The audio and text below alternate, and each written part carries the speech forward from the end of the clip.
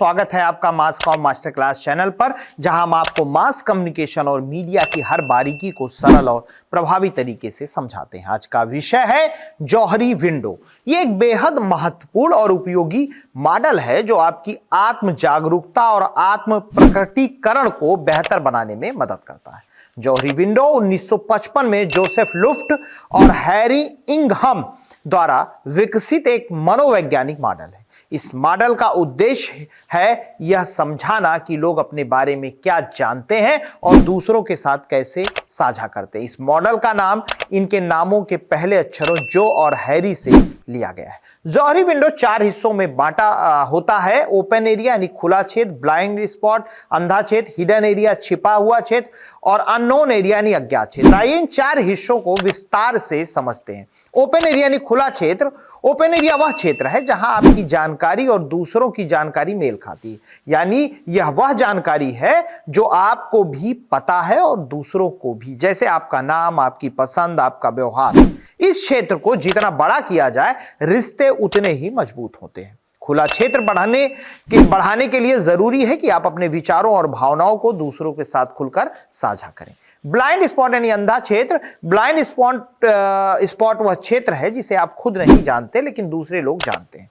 यह आपकी आदतें, आपका व्यवहार या आपके व्यक्तित्व के कुछ पहलू हो सकते हैं। जैसे कोई आपको बताए कि आपकी बॉडी लैंग्वेज आत्मविश्वास की कमी दिखाती है। इस क्षेत्र को कम करने के लिए दूसरों से फीडबैक लेना जरूरी है। यह फीडबैक आपको अपने बारे में नई जानकारियां देता है।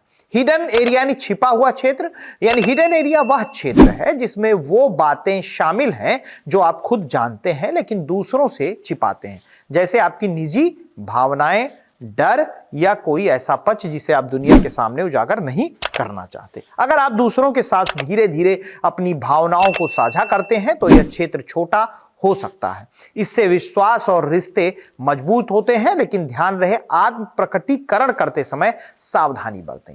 अननोन एरिया यानी अज्ञात क्षेत्र। अननोन एरिया वह क्षेत्र है जिसे आप जानते हैं ना ही दूसरे। यह आपके व्यक्तित्व का वह पक्ष हो सकता है जो समय और परिस्थितियों के साथ उजागर होता है, जैसे आपके अंदर छुपा हुआ कोई हुनर जो किसी चुनौती के दौरान सामने आता है। इस क्षेत्र को समझने के लिए आत्ममंथन, नई चीजों को आजमाना और जीवन में अनुभवों को अपनाना जरूरी है। जौहरी विंडो केवल व्यक्तिगत विकास के लिए नहीं बल्कि टीम वर्क और संगठनात्मक विकास के लिए भी महत्वपूर्ण है। यह मॉडल बेहतर फीडबैक, संवाद और विश्वास बनाने में मदद करता है। इससे आप खुद को बेहतर तरीके से समझ सकते हैं और दूसरों के साथ प्रभावी रूप से जुड़ सकते हैं। तो दोस्तों, यह था जौहरी विंडो मॉडल पर हमारा वीडियो।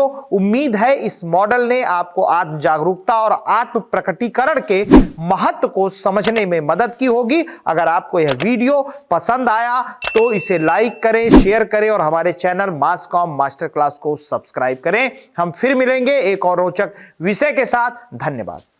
ये सिर्फ एक YouTube चैनल नहीं है बल्कि एक ऐसा मंच है जो ना केवल ज्ञान बांटता है बल्कि हमारे समाज में बड़ा बदलाव लाने की कोशिश भी करता है।